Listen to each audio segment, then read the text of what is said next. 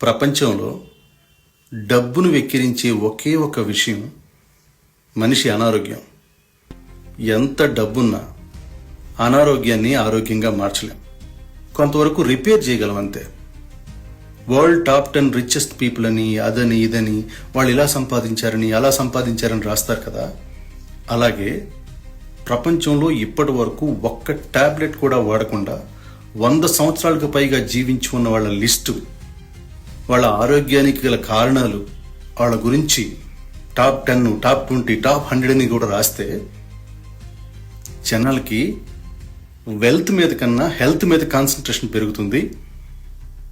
డబ్బు సంపాదించేటప్పుడు హెల్త్ని నెగ్లెక్ట్ చేయకుండా ఉంటారు.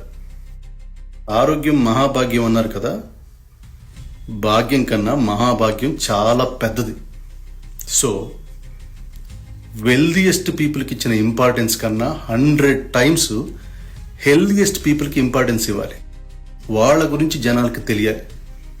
లేదంటే మనం సంపాదించిన డబ్బు మన అనారోగ్యం చేతిలో అవమానం పాలవుతుంది.